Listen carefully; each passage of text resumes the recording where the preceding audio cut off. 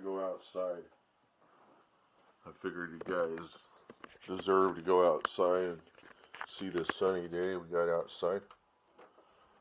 And go through this is the sewing room where Mom's sewing stuff.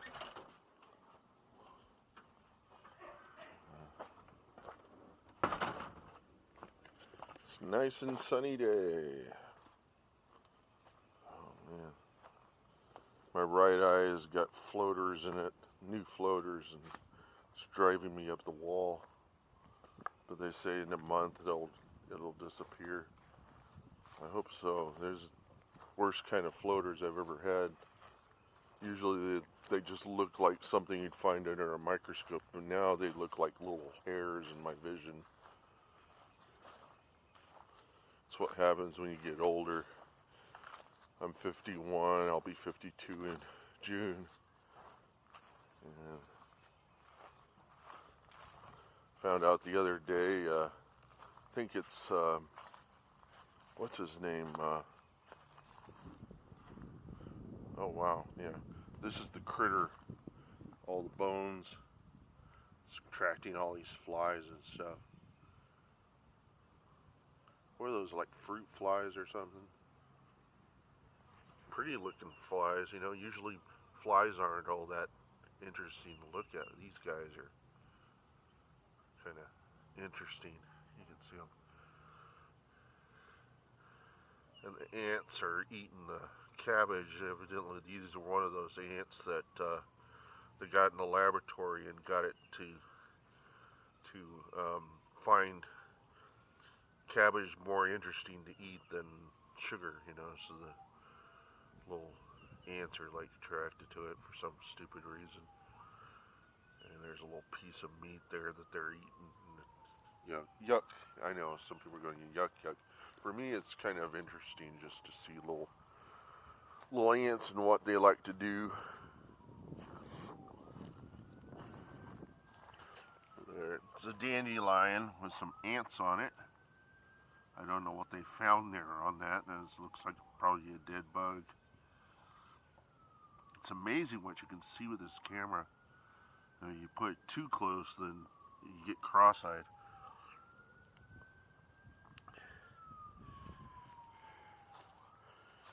I wish there was like what I need. I've got another camera that does super macro mode, but it's not all that interesting. It's not like VR180 content.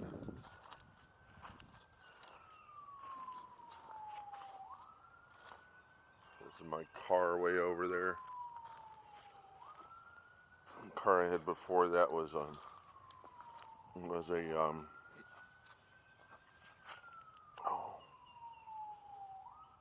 it's not a Kia, it was the other kind, of the Korean cars.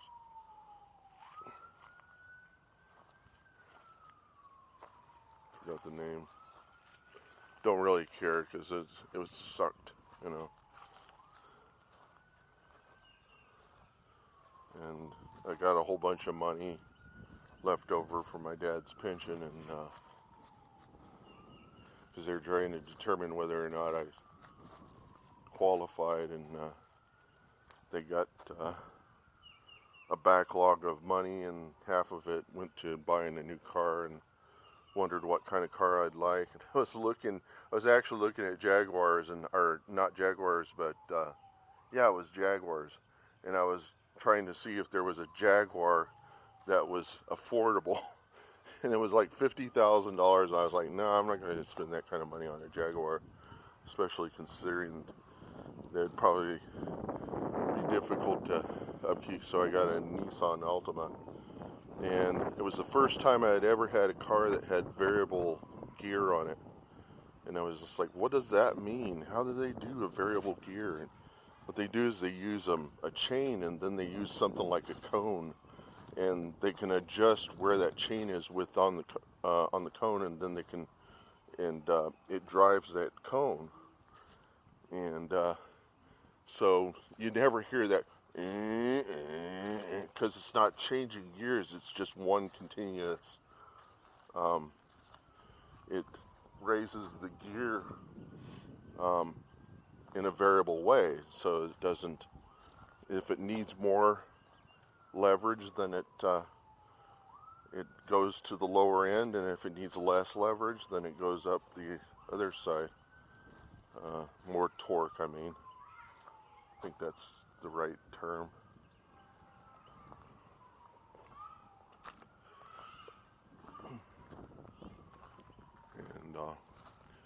And you think my room is bad? Well, let's come over here and let's see how bad. Oh, I can't get into the car because I need that key. It uses electric key.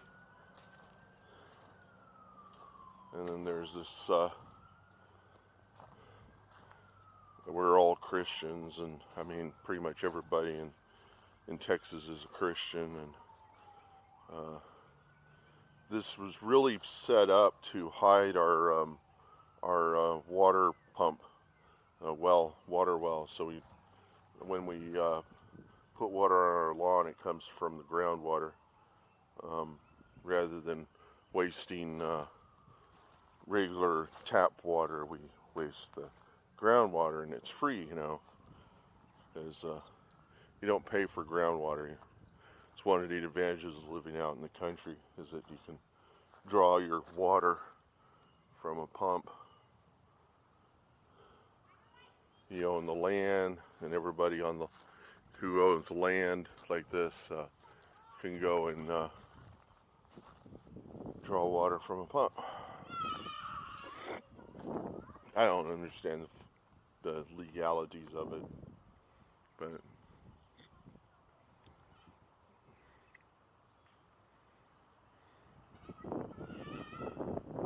so I thought you'd enjoy coming out, having a look at the day.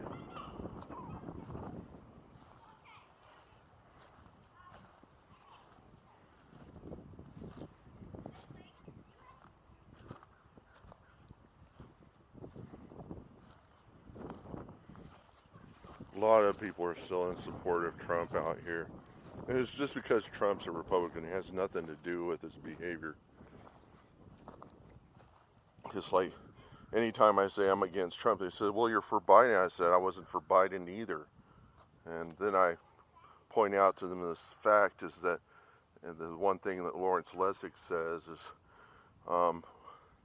the rich nominate the people we vote for, and the revolving door is the reason why the government officials don't give a shit about us.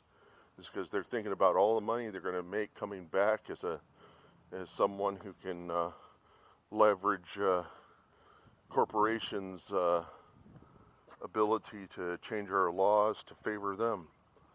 And the way you fix that is you basically make it so that people leaving the government have to go on you have to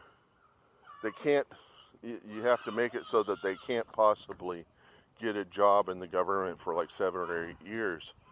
And that way they can't use their relationships with people that are in the government to leverage, they'll know who to give money to in order to get laws through, even if it's illegal, they still have that capacity they know who to talk to.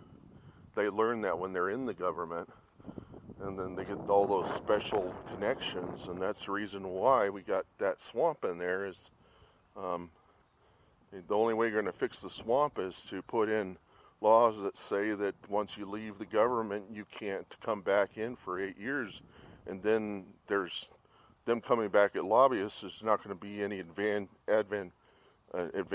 for the corporations to use old government officials as lobbyists, So you eliminate that, and then you make, according to Lawrence Lessig, what you do is you give everybody a $50 voucher to help nominate the people you want to vote for, and then it competes with the rich people, and so as a result, the people that are trying to get in and become president or whatever,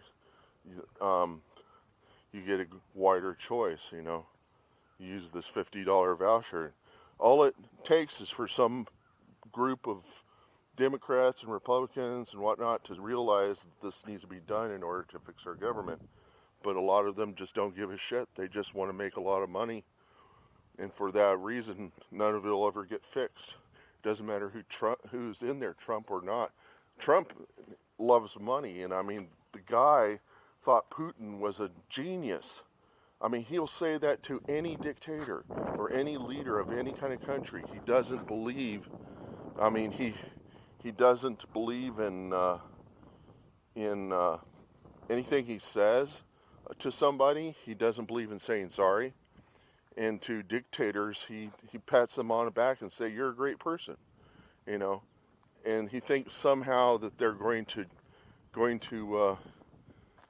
give him some favoritism, and it'll make it really easy for him to get things through, like he's a good ambassador or something. It's not gonna do shit. Those people know who they are, and you'd say that they're a genius. It's not gonna make them feel any better about you. They're gonna look at you as like a fool because they don't value America.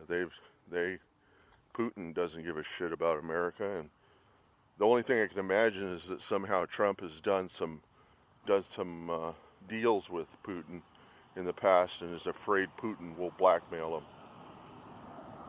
It's the only thing I can imagine. But he does that with everybody. I mean, he told Bodhi, who was the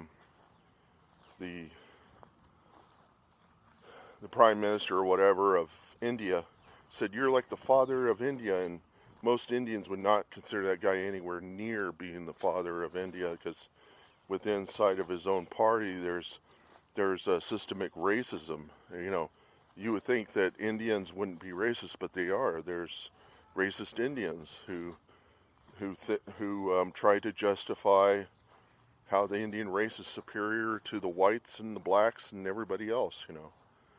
And I've came to the realization that race doesn't really matter. It's the people it's the people themselves that we need to be concerned about. And race is just a coloring. It's just like coloring. It's just like God's crayons, you know. He just colors the people different colors and uses that as a kind of a test to see if we can see past the colors and see the people, you know, behind the colors. And we use that as a way of justifying people, and it's just a way of keeping ignorant, of not ever knowing about other people. And Trump doesn't know about other people. He thinks that he's okay as long as he just keeps saying everybody's great. Whenever you know inside, he doesn't give a shit. You know, the minute somebody turns on him, he thinks that they're evil, you know. Or when, you know, somebody has an opinion about him, he doesn't have any reason to internalize it and think about it. He just sees them as the evil, you know. Putin does the same thing. That must be the reason why he likes Putin. It's because Putin is like him. They share things in common. Trump also believes that, seems to believe that people lie. There's so much liars, people lie. And it's my belief that either you've been cheated by somebody who lies and you assume everybody lies, or you're a liar and you assume everybody does what you do. And people who have not been affected negatively by both don't usually think that other people lie. They see people as, in general, having a need to treat people well, you know, because they empathize with them. If you don't empathize with people, then you're basically a psychopath or a sociopath. You have the incapacity to identify with other people as being like you and having the same need to be truthful, you know, and looking for a better tomorrow and all that stuff. And there are a lot of people, as a result of the internet, have been influenced by all these negative ads and they listen to YouTubers who have all these conspiracy theories, and the whole purpose for that is to keep you watching YouTube, keep you watching their channel, and they'll just keep feeding you lies and feeding you conspiracy theories.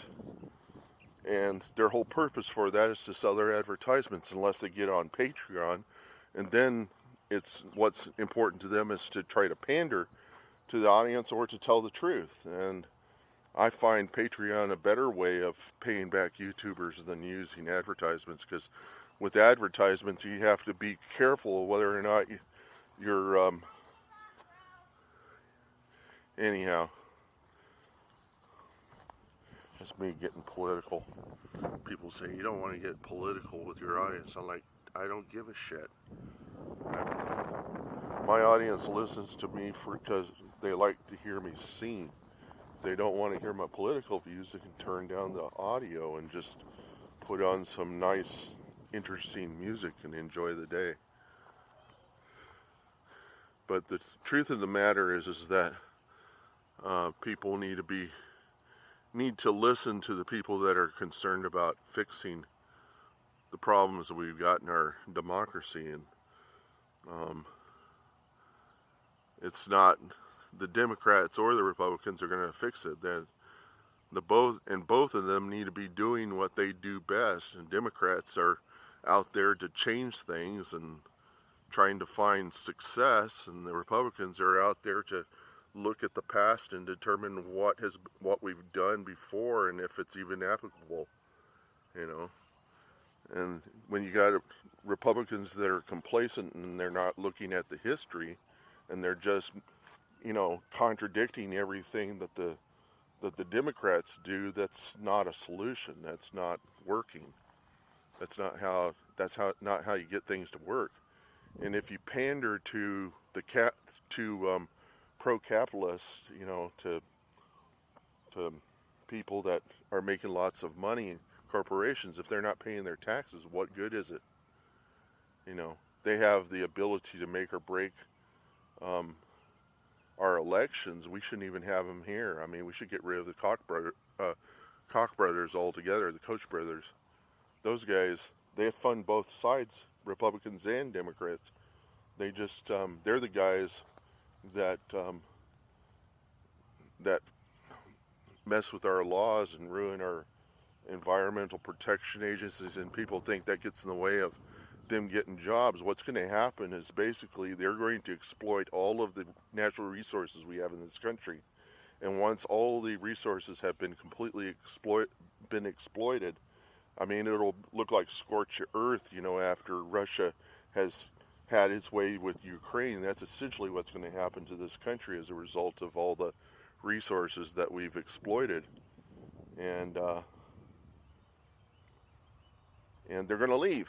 They're going to leave here and they're going to go find some other land they can exploit, And there won't be any jobs, for that kind of stuff. I mean, we could find jobs for other things. We don't have to settle on, the way things have always been, because the way, think about it. In the past, oil and coal and stuff got us through the growing of the country, but the country can't keep growing at an exponential rate, which is essentially what's going to happen.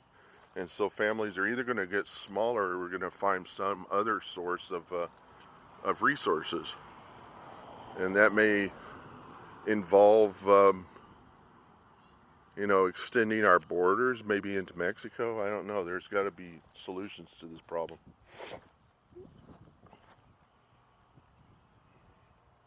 Or just cutting back on our usage, We don't need to use as much electricity as we have. LED lights, why the heck do those things go out? Why do they, after some time, stop working? My dad said LED lights should last forever. There's no reason for those things to go out. And the only thing I can imagine is that the people that make them design them to fail, so that they're always in business. What they need to do is they need to diversify.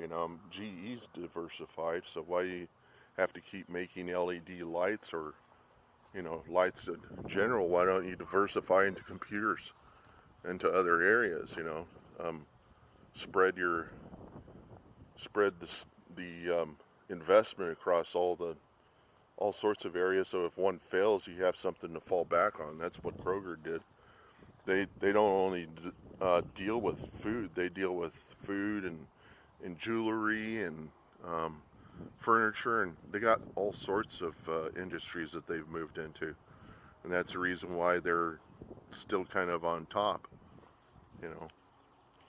It's what all of our, that's what they do in Japan. All those Japanese companies, they don't only make cars, they make industrial equipment, they make all sorts of stuff. Look at these ants. This is all these guys got to do. And their industry's doing really well because there's tons and tons of soil around. I think God made all these creatures to inspire us, give us an idea that you really don't need a whole lot in order to start communities. Just soil. Maybe what inspired the first farmers, who knows? Let's see. Oh, this is what the ants are doing, collecting, foraging.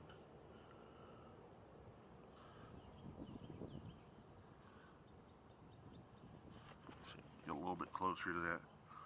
You probably want to get it out of your VR 180 video because this is just going to be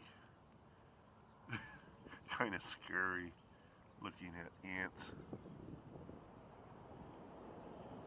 What I like about this video format is that since the two fisheye lenses are round frames, it makes it really easy for them to do anti-shake and stabilization, image stabilization. Super easy whenever your frames are round. When your frames are rectangular, it's much harder. That's the reason why I can turn this camera upside down and you don't turn upside down. It just changes the orientation of its frames because they're round. And so for that reason, it doesn't matter which way I shift the camera. And I'm walking through and my hand's shaking, but it's really compensating for all of that. It's really great, and that's the reason. The reason for that is because the use of fisheye lenses rather than projecting images onto a rectangular plane like they do in a regular camera. And if you project onto a rectangular plane, the only way to do image stabilization is to overcompensate, have a bigger frame than normal, but it won't work for very large image spaces. And the other thing is a fisheye lens covers a larger area of the image, and when you turn it down like this, it's not enough of a change for it so shaking, any kind of shaking, unless I'm doing this, you're not going to experience a whole lot of shaking. So I don't know why the companies that made these cameras stopped making them. Is probably the reason why, is they came to the realization that since they had a round frame, they wouldn't have to do image stabilization. And then just imagine what would happen to the rest of their holdings. It wasn't because there was low demand, it was because they could see all the other shit that this thing would throw out the window. That's one of the concerns, is how one product is going to affect all the other products you sell. And if one is particularly really good and there's nothing special about it that really sets it apart, then there's no need to have it around, because if it catches on and all your competitors start doing it, then you can pretty much say goodbye to all of your other technologies that you're using. How Canon dealt with it is they created a lens that they can just put onto their digital cameras, so that you can still use the old digital cameras, but the reality is that these fisheye lenses are going to do away with a lot of different sorts of cameras, and people are going to prefer them because they're it's harder to manipulate stereo video than it is to manipulate rectangular video. So you can't really go into Photoshop and fix things, because you have to make it pretty much spot on the same manipulation on both ends. And the only way that you can do that correctly is to have a brain behind it that can figure that stuff out. See, I'm cutting this video off.